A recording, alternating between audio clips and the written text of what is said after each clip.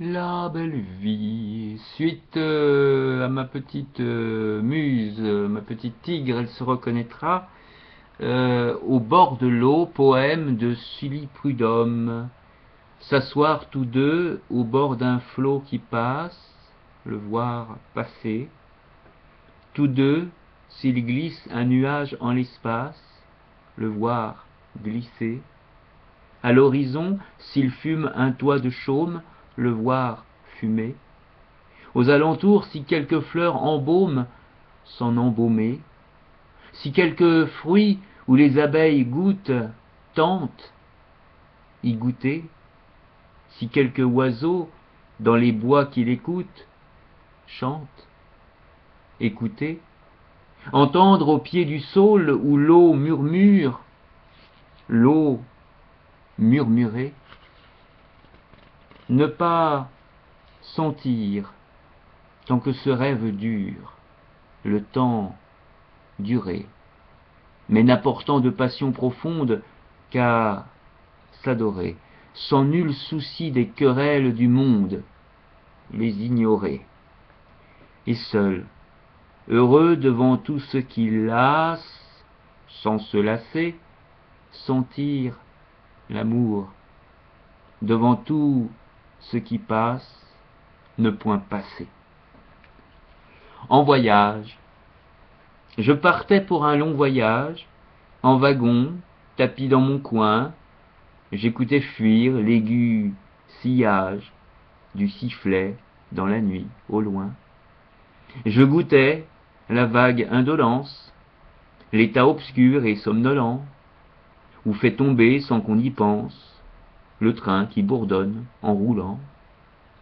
Et je ne m'apercevais guère, indifférent de bonne foi, qu'une jeune fille et sa mère faisaient route à côté de moi. Elles se parlaient à voix basse.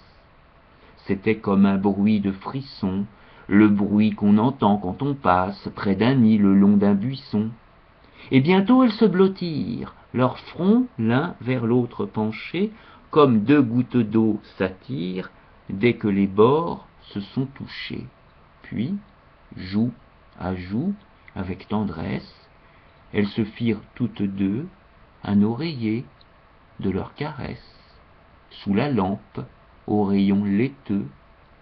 L'enfant sur le bras de Mastal avait laissé poser sa main, qui reflétait, comme une opale, la moiteur d'un jour incertain. Une main de 16 ans à peine, la manchette l'ombrait un peu, l'azur d'une petite veine la nuançait comme un fil bleu. Elle pendait molle et dormante, et je ne sais si mon regard pressentit qu'elle était charmante, ou la rencontra par hasard. Mais je m'étais tourné vers elle, sollicité sans le savoir. On dirait que la grâce appelle avant même qu'on l'ait pu voir. Heureux, me dis-je, le touriste que cette main-là guiderait. Et ce songe me rendait triste, un vœu n'éclos que d'un regret. Cependant glissaient les campagnes sous les fougueux rouleaux de fer, et le profil noir des montagnes ondulait ainsi qu'une mer. Force étrange de la rencontre. Le cœur le moins prime-sautier, d'un lambeau d'azur qui se montre, improvise un ciel tout entier. Une enfant d'or, une étrangère, dont la main paraît à demi, et ce peu d'elle me suggère un vœu de bonheur infini. Je la rêve, inconnue encore, sur ce peu de réalité, belle de tout ce que j'ignore, et du possible illimité. Je rêve qu'une main si blanche, d'un si confiant abandon, ne peut être que sûre et franche, et se donnerait tout de bon. Bienheureux l'homme qu'au passage, cette main fine enchaînerait, calme à jamais, sage. Vitry, 5 minutes d'arrêt. À ces mots criés sur la voie, le couple d'anges s'éveilla, battit des ailes avec joie et disparut. je restais là. Cet enfant qu'un autre eût suivi, je me la laissais enlever. Un voyage, telle est la vie, pour ceux qui n'osent que rêver.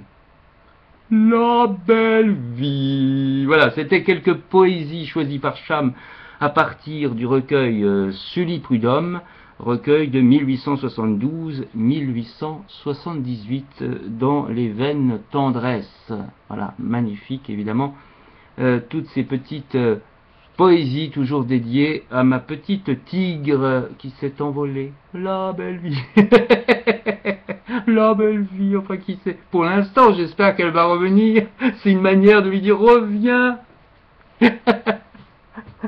La belle vie.